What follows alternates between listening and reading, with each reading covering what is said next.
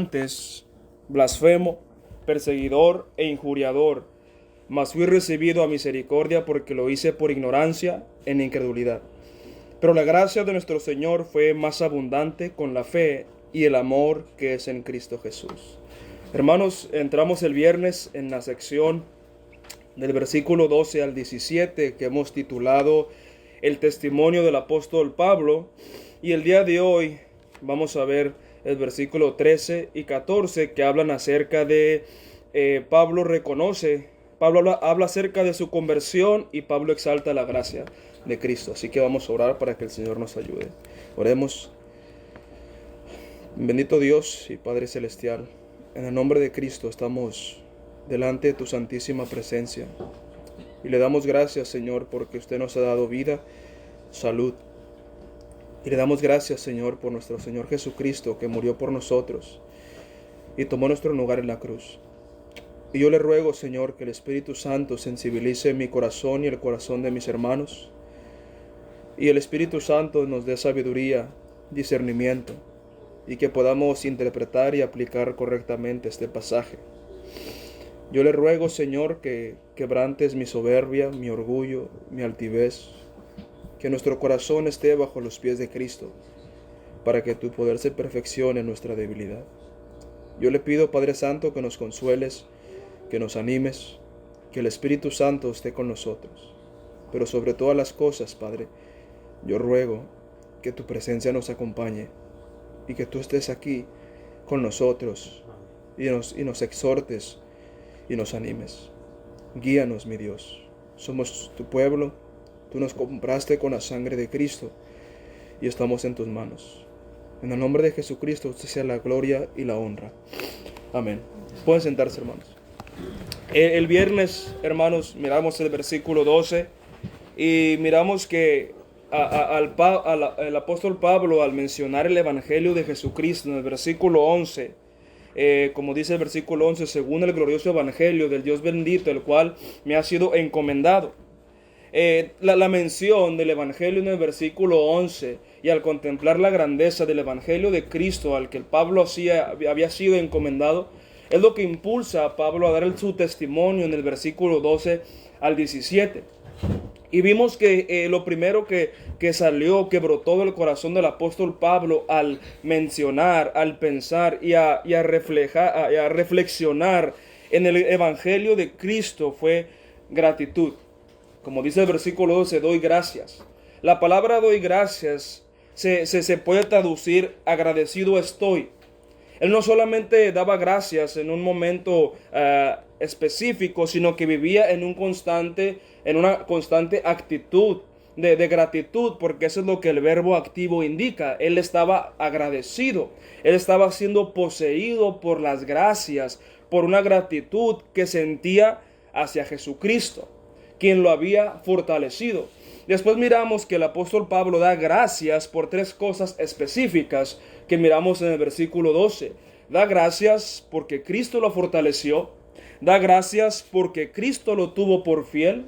La palabra tuvo era juzgar, considerar, y fiel era un hombre digno de confianza, alguien confiable. Y el apóstol Pablo era contento con saber que Jesucristo lo tenía como un hombre fiel. Así que él daba gracias porque Cristo lo había fortalecido. Él daba gracias porque Cristo lo consideró como un hombre fiel. Y él daba gracias porque Cristo lo puso en el servicio, que se traduce en español ministerio. Pero la palabra, la frase al terminar el versículo 12 es titemi eis diaconía, que se traduce poniéndome en el servicio. Es la traducción apropiada, poniéndome en el servicio. Entonces Pablo, miramos cómo al contemplar el evangelio de Jesucristo, vamos a tener gracias por lo que Él ha hecho por nosotros.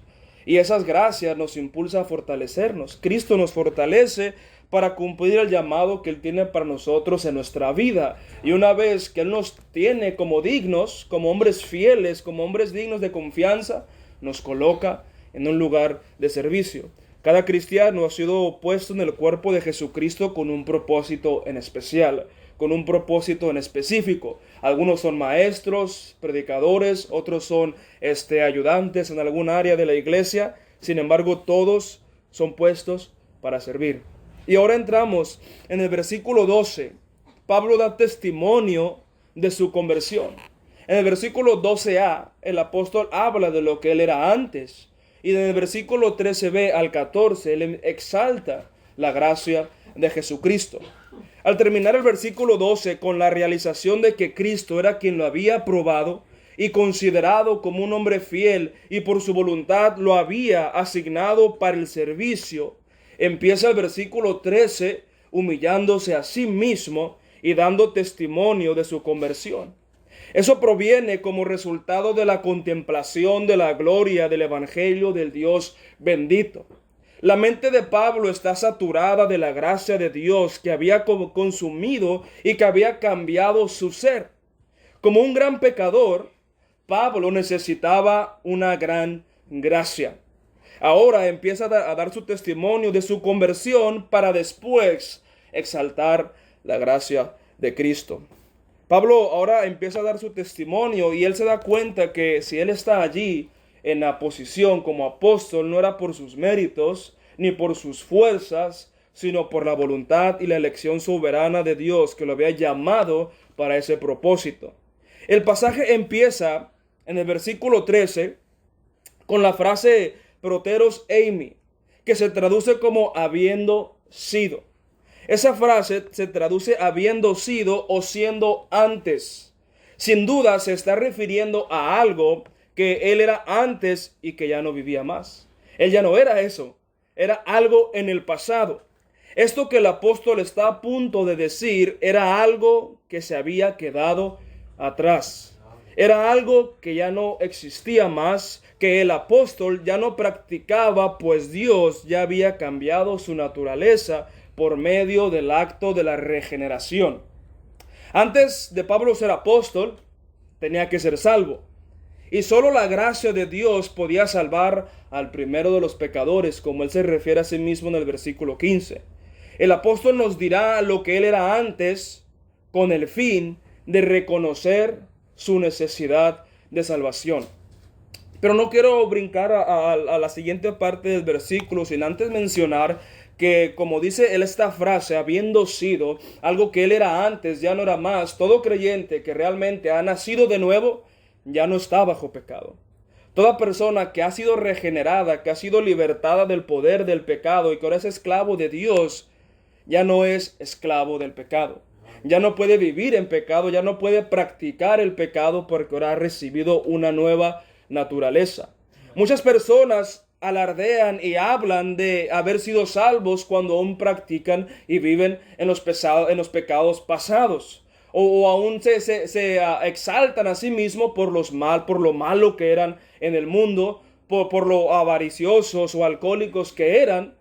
Cuando el apóstol Pablo siempre, cuando habla de su pasado, lo habla con un sentido de vergüenza y solamente lo menciona con el fin de exaltar la gracia y no hacerse ver como un hombre más fuerte, como un hombre más macho o como un hombre más malo. Simplemente con el fin de exaltar la gracia de Dios. Todo creyente ya no es lo que era antes, aunque no es lo que debiera de ser, ni lo que quisiera es, pero por la gracia de Dios, como les dije, ya no es lo que era antes.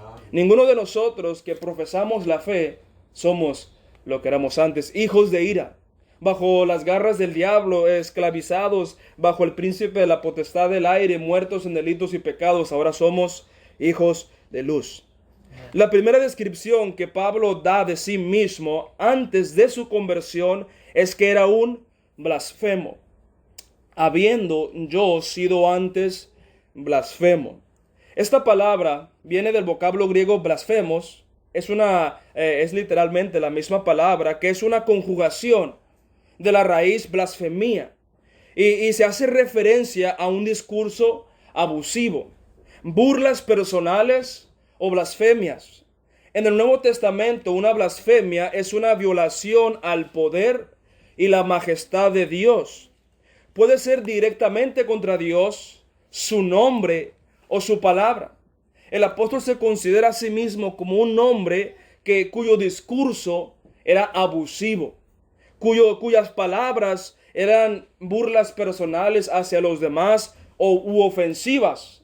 Tal vez él, como judío, no blasfemaba directamente el nombre de Dios, pero al negar a Cristo, estaba blasfemando contra Dios. Al perseguir a la iglesia y obligar a los creyentes a blasfemar, él mismo estaba siendo partícipe del pecado de blasfemia.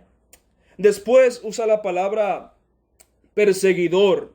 Sin duda se acuerda el apóstol Pablo de cuando asolaba a la iglesia y entraba de casa en casa y arrastraba a los cristianos y los entregaba en la cárcel.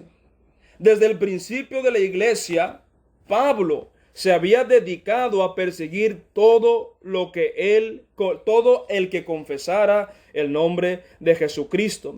Todo aquel que confesara que Cristo era el Señor, Pablo estaba dispuesto a perseguirlo a donde fuera necesario. Los persiguió a muerte, tanto a hombres como mujeres, y cuando eran llevados a muerte, él daba su voto. Hechos 9, 1 y 2, Hechos 22, 4 y 5 y Hechos 26, 9 al 11 nos hablan de la forma en la que Pablo perseguía y asolaba a la iglesia. El apóstol está confesando públicamente su espíritu homicida de entonces. Él está publicando, antes de su encuentro con Cristo, su comportamiento era de violencia extrema contra los santos. Y por último, había sido un injuriador. Esta palabra, el apóstol termina su descripción de él mismo con el sustantivo acusativo singular, y esta palabra es la palabra ibristes, que significa insolente, maltratador o arrogante. Esta palabra tiene la idea de invadir el espacio de otro, ya sea con fuerza, insultos o agresiones. También tiene el sentido de conducir a una persona para ser maltratada con violencia y desprecio humano. El injuriador es una persona que no tiene en cuenta la condición del hombre, de los demás hombres, provocando con sus palabras acciones contra otras personas y les ofende. Esa es la persona, habiendo sido un injuriador. En pocas palabras, puede ser hoy como un bravucón, una persona que dañaba a las demás con sus palabras. Pablo era una persona que dañaba y ofendía a los demás con sus acciones y con su manera de conducirse, y específicamente a los que estaba dañando, a los que estaba persiguiendo, contra los que estaba blasfemando era la iglesia de Cristo. Pero es importante, hermanos, el Señor usó esta palabra para describir el maltrato que recibiría durante su arresto y juicio a manos de los hombres. Vamos a ese texto brevemente para ver que Jesús usa esta palabra que aquí se traduce injuriador para referirse a un maltrato físico, a un maltrato que se le aplica a una persona. En Lucas 18, 32 dice el texto. Lucas 18, 32. Pues será entregado a los gentiles y será escarnecido y afrentado y escupido. La palabra afrentado es la misma palabra que aquí se ha traducido como un injuriador. Y aquí Jesucristo se está refiriendo obviamente a un maltrato físico que él iba a recibir de parte de los soldados romanos, de los judíos. Y no solamente un maltrato físico, era un maltrato emocional, porque se burlaban de él. Lo desnudaron delante de todos y se arrodillaban golpeándolo, diciendo: dinos Cristo, ¿quién te ha, la verdad, profetiza, quién te golpeó? Pero esto lo hace, hermanos, con un fin, con un propósito. Como les dije, no lo está haciendo para hacerse ver como muchos de nosotros cometemos el error de hablar de nuestros pecados para que los demás se admiren de nosotros. O para que los demás nos tengan como: y no te metas con ese hermano porque él era un peleador, era un borracho, era esto o aquello. Pablo no lo hace por ese motivo, ni nosotros tenemos que hacerlo con ese motivo, porque se supone que nos debe de dar vergüenza, y al apóstol Pablo le daba vergüenza cada vez que lo mencionaba. Por eso él se refiere a sí mismo en el versículo 15 como el primero de los pecadores, o en el libro de Corintios se refiere a sí mismo como un abortivo que no merecía ser llamado apóstol. Y muchos cristianos hablan, como les dije, hablan de sus pecados pasados con altivez, con soberbia y arrogancia, no entendiendo que todo eso provoca el desagrado de Dios. ¿Y por qué sucede eso? Porque no entendemos nuestra pecaminosidad o no entendemos la pecaminosidad del pecado, aunque suene redundante. Nunca podremos, pero la aplicación es esta. Nunca podremos conocer la gracia de Dios hasta que consideremos lo que realmente somos si Dios nos abandonara. Si nosotros no entendemos, hermanos, que si la gracia de Dios no hubiera llegado a nuestras vidas, así como Cristo se le manifestó involuntariamente a Pablo en el camino a Damasco, si la gracia soberana de Dios no nos hubiera agarrado, ¿verdad? Nosotros fuéramos los peores pecadores. Si la gracia de Dios no nos hubiera alcanzado, fuéramos tan miserables como cualquier otro pecador. Y el problema por el cual nosotros nos resistimos a la soberanía de Dios y a la elección de Dios es porque pensamos que no somos tan malos. Pensamos que merecemos el cielo. Pero la realidad, como dice el apóstol Pablo, es que no merecemos nada, sino que somos menos que polvo, somos menos que vasos de barro. Y si Dios aplicara justicia con nosotros, todos deberíamos estar ahorita mismo en el infierno. Mas la gracia de Dios se manifestó, lo cual veremos más adelante. Cuando meditamos en lo que somos y lo que procede de nuestra naturaleza, encontramos que estamos llenos de miseria y maldad, sin ninguna gota de bondad en nosotros. Y para poder magnificar la gracia de Dios como deberíamos, primero debemos entender lo que seríamos si Dios no nos hubiera rescatado. Si nosotros no entendemos lo que merecíamos y lo que éramos sin Dios, sin esperanza en este mundo, alejados, lejos de las promesas, de los pactos y de la ciudadanía de Israel, si no entendemos lo que somos, el sacrificio de Cristo no va a quebrar nuestros corazones. No va a causar ningún impacto. Por eso es que una persona puede ser indiferente al escuchar lo que Cristo hizo por él, porque no sabe quién era él. No sabe lo que merecía, pero si el creyente, como el apóstol Pablo, se mantiene meditando y contemplando el glorioso evangelio del Dios bendito, siempre tendrá un corazón sensible hacia su propia pecaminosidad y hacia la gracia de Dios que lo salvó.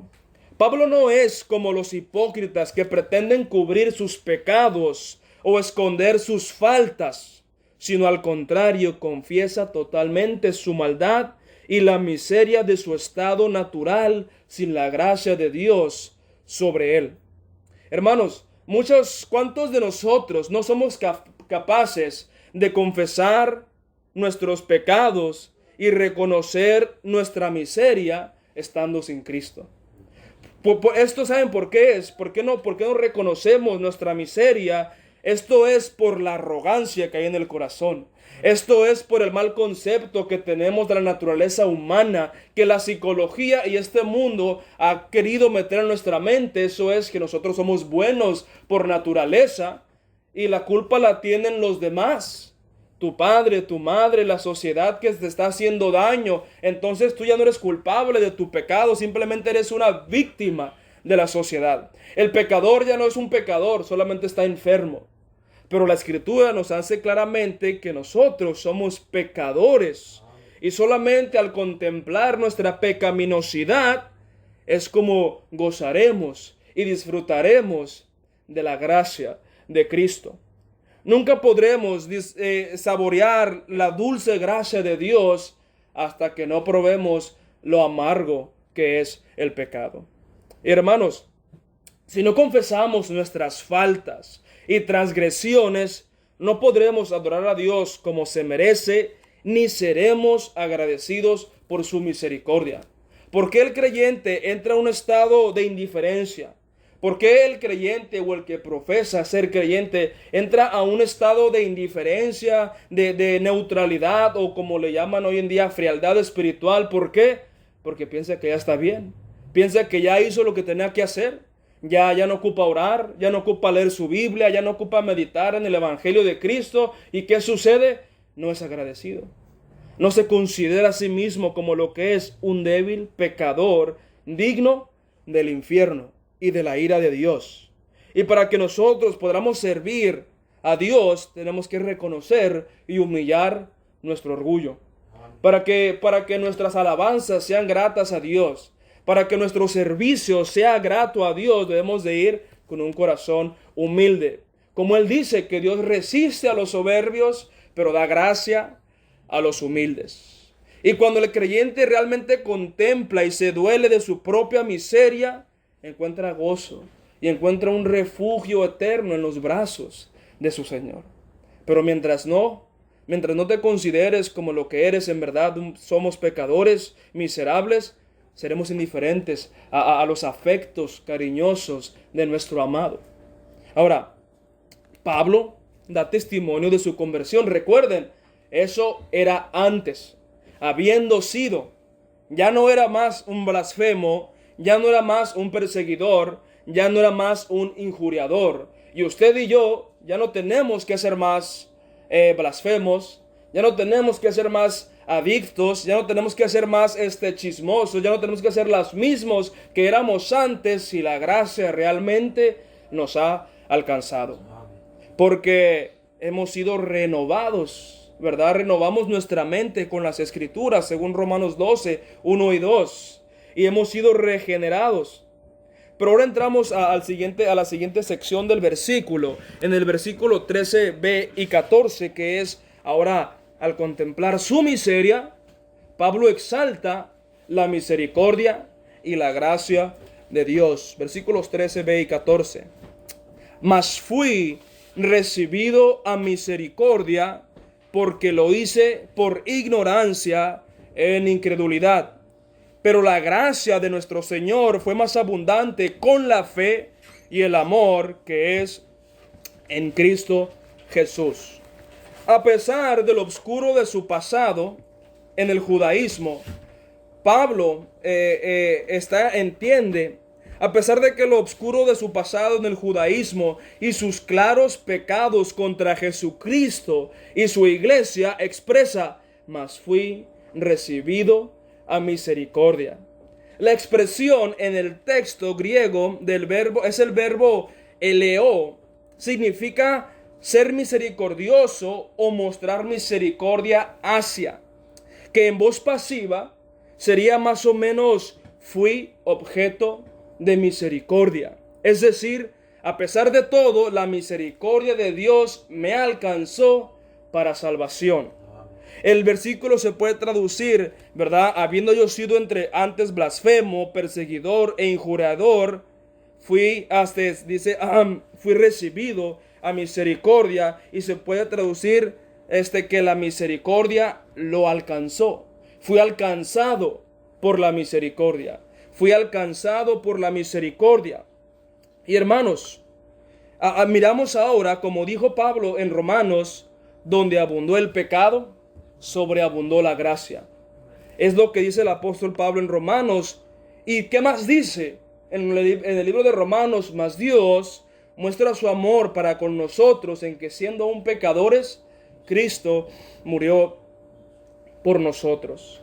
Y como les dijo a los de Efesios, pero Dios, que es grande en misericordia, con su gran amor con que nos amó, aún estando nosotros muertos en delitos y pecados, nos dio vida juntamente con Cristo.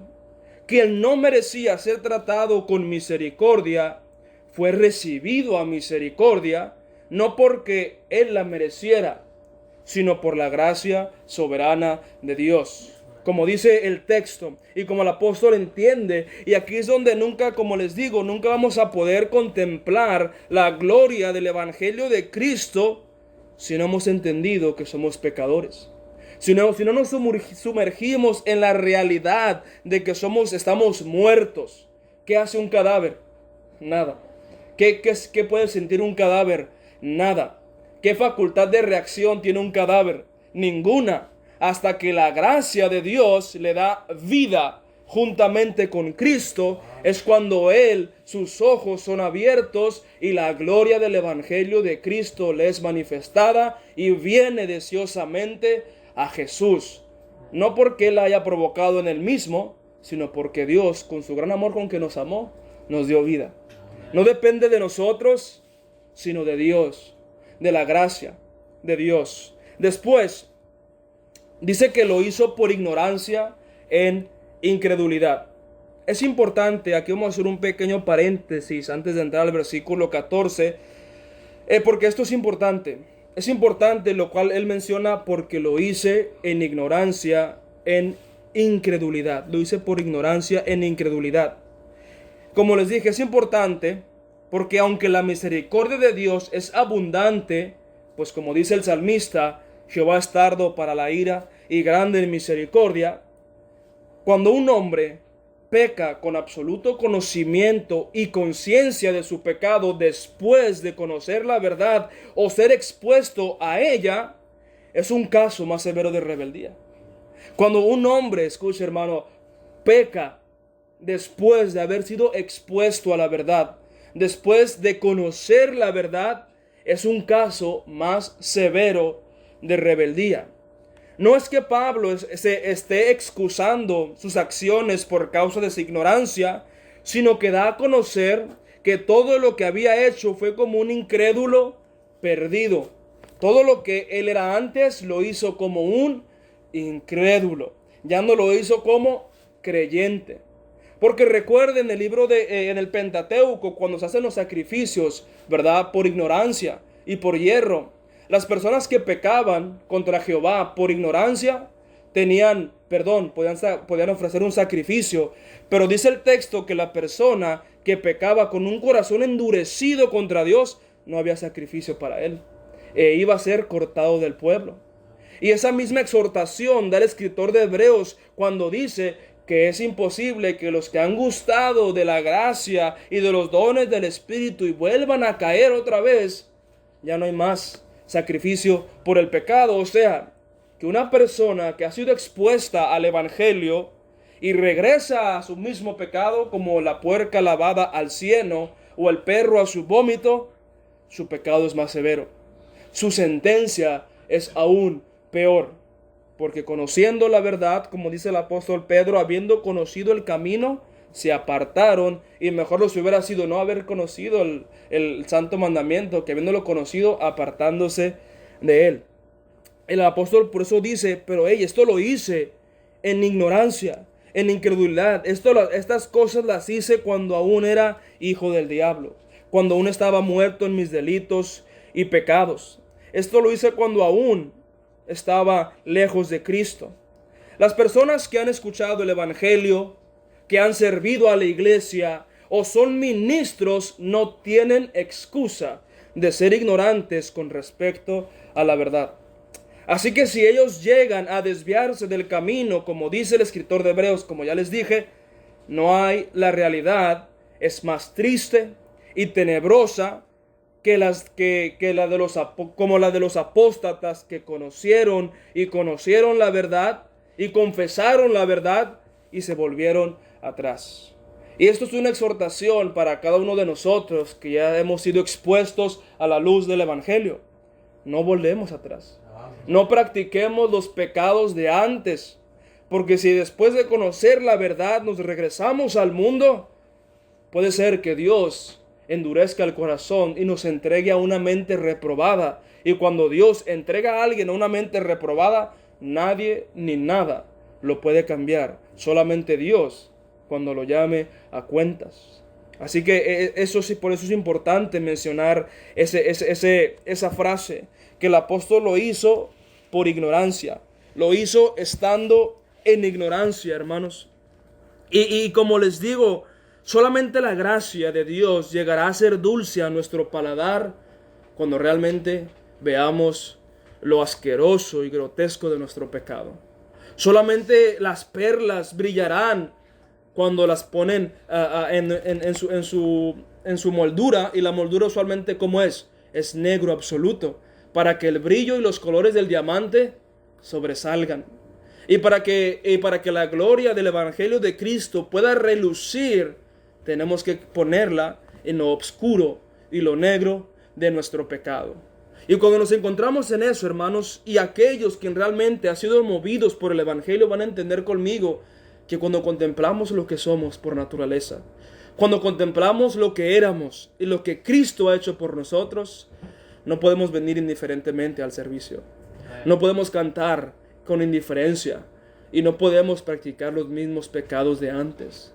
Pero aquella persona que no se ha considerado como lo que es, que piensa que ya es mejor que los demás porque tiene dones y puede predicar bien, puede cantar bien, puede tocar algún instrumento, va a ser indiferente y va a tomar el servicio a Cristo como cualquier otra cosa y no le va a interesar su vida en santidad, no le va a interesar lo que mira, lo que escucha, lo que hace, porque no entiende la pecaminosidad de su pecado. Pero el que entiende la pecaminosidad del pecado va a apartarse. Va a apartarse. Es como mencionaban de aquel niño que se tomó ácido y murió. Si ese niño hubiera conocido el peligro del ácido, no hubiera tomado ese ácido.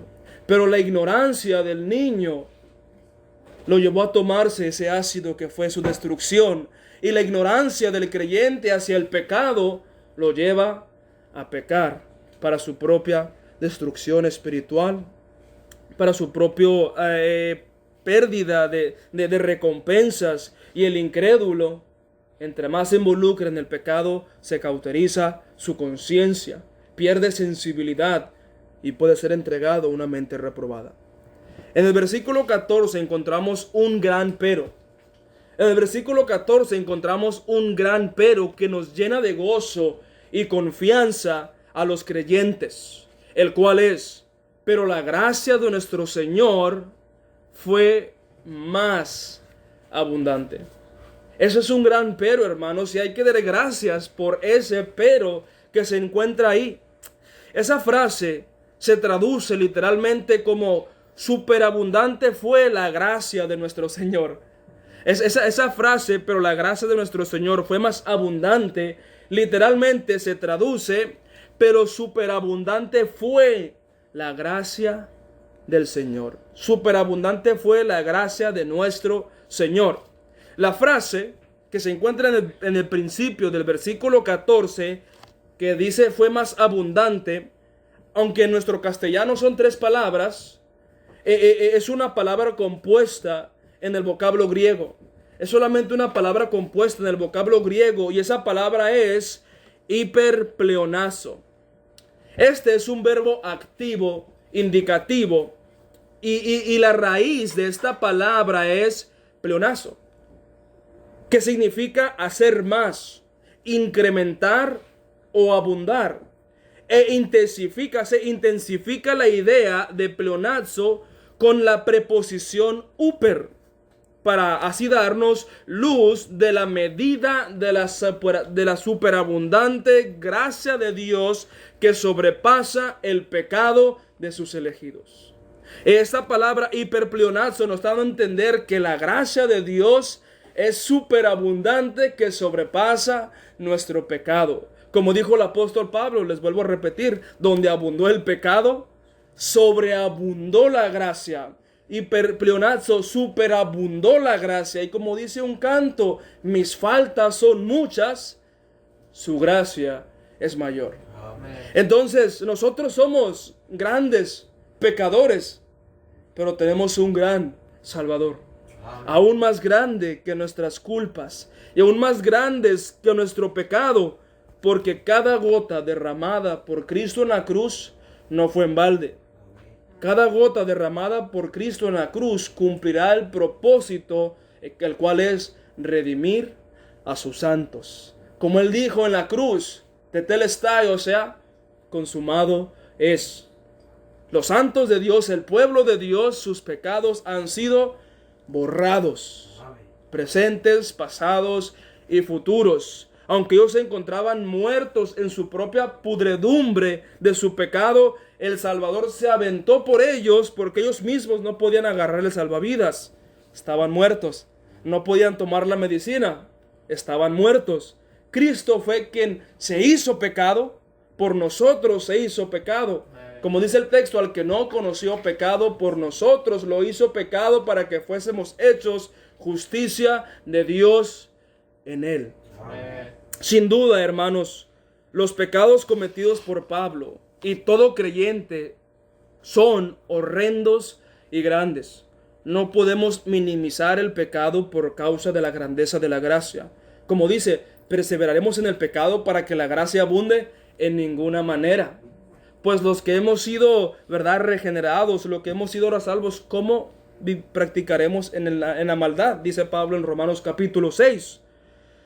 Pero mucho más, aunque nuestros pecados son horrendos y grandes, mucho más grande es la gracia salvadora de Dios.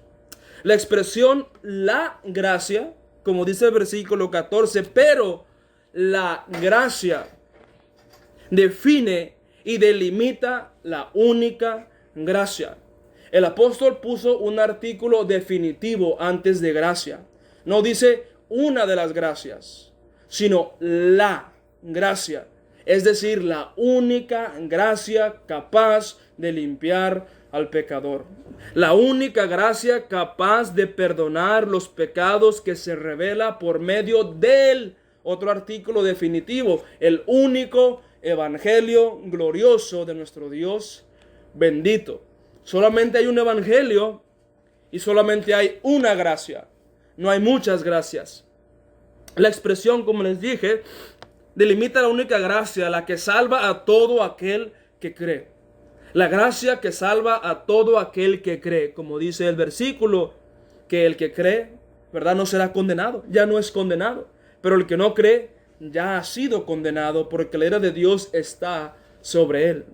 Los recursos de la gracia para la salvación del pecador superaron en todo la capacidad de condenación del pecado.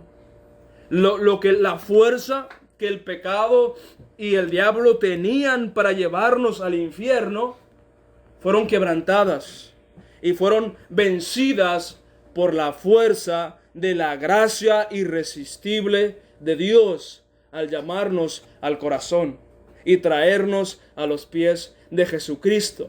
Porque ninguno puede venir a mí si el Padre que me envió no lo trajere.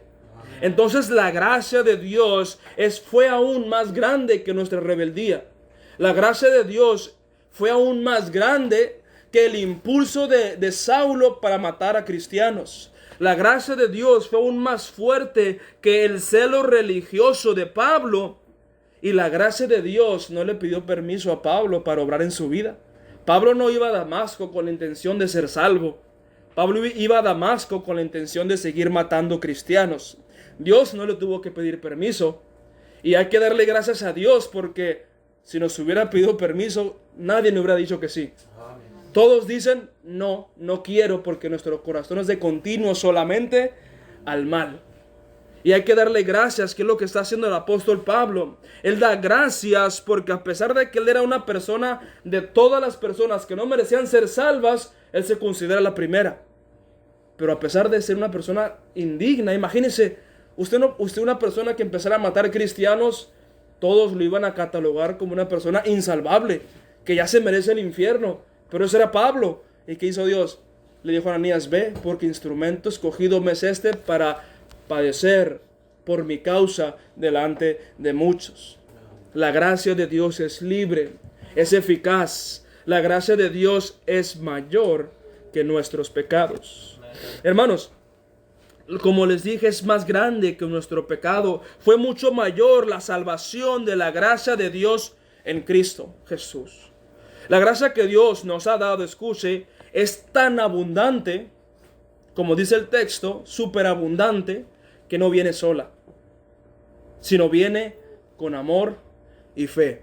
Como dice el texto en el versículo 14, pero la gracia de nuestro Señor fue más abundante con la fe y el amor.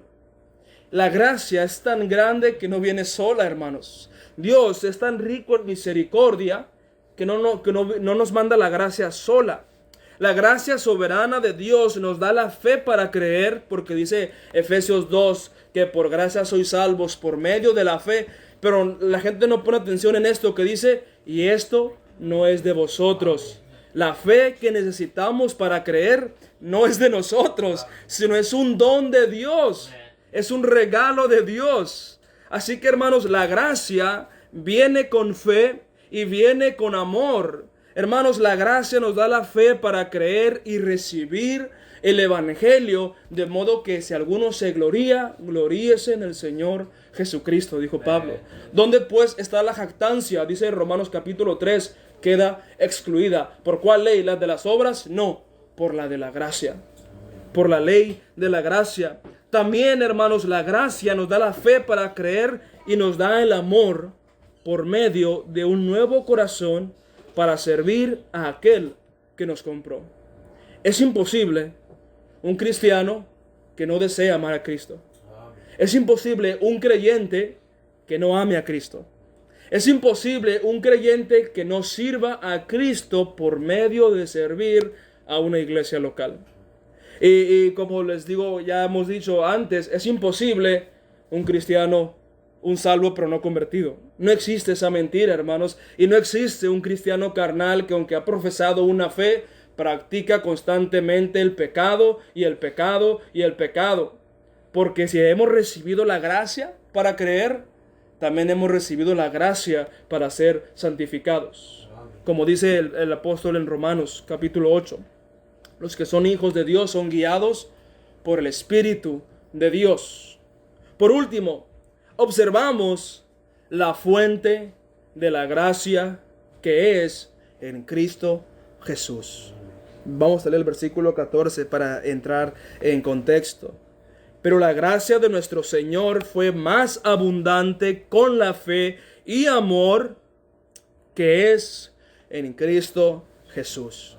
Eso es asombroso, hermanos. La gracia no está en nosotros. La gracia no está en nuestras obras. La gracia no está en nuestros méritos. No está en nuestra familia. La gracia no está en nuestros antepasados, en la denominación que sea o en la secta religiosa que sea. La gracia está absolutamente en Cristo Jesús. Amén. Cristo se convierte en la fuente de gracia y refugio eterno de la ira de Dios que fue expiada por él mismo al llevar el castigo de nuestra paz, la culpa de nuestros pecados en la cruz, como dice el profeta Isaías en el capítulo 53. Toda buena dádiva y todo don perfecto viene de lo alto, del Padre de las luces, en el cual no hay mudanza ni sombra de variación. Por el hombre solo puede gozar de la gracia de Dios el Padre por méritos de Jesucristo, el único mediador entre Dios y los hombres. Nadie tiene ninguna esperanza en encontrar gracia y misericordia lejos de nuestro glorioso y bendito Señor Jesucristo. Porque Él dijo: yo soy el camino, la verdad y la vida. Artículos definitivos. La única verdad, la única vida y el único camino. Y hermanos, la fuente de toda gracia es Cristo. Todo lo que el creyente tiene es Cristo. Todo lo que el creyente debería de desear es Cristo. Pero hermanos, nunca vamos a entender que Cristo es todo lo que necesitamos hasta que Cristo sea todo lo que tengamos. Amén. Y que Dios tenga misericordia para que podamos contemplar eso.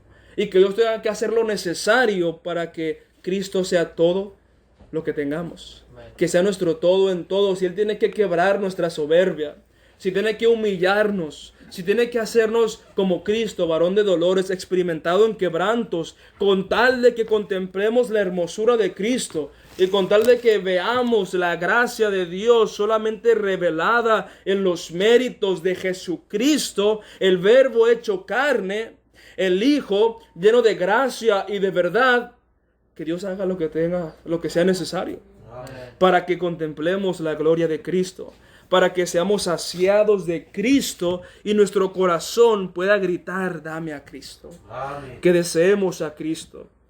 Y hermanos, ahora para resumir, miramos lo que Pablo era antes y ahora lo que Pablo ahora es en Cristo. Ahora es un santo, un apóstol, un siervo de Cristo. Leemos los dos versículos para cerrar, 13 y 14.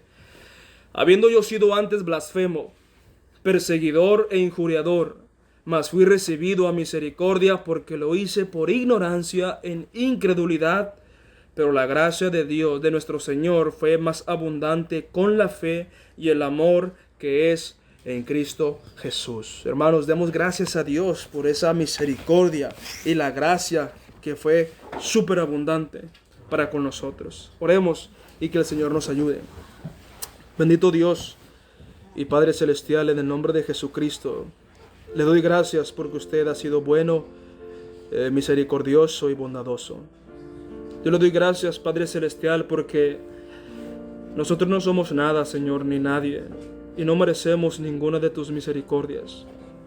Sin embargo, aún usted, por amor a Cristo, nos has llamado y has cubierto nuestras faltas con la sangre de Cristo.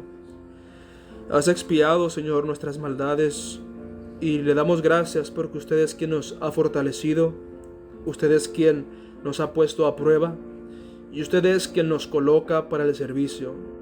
Y a pesar de lo negro de nuestra maldad, lo grotesco de nuestro pecado, su gracia fue mayor, su gracia es mayor.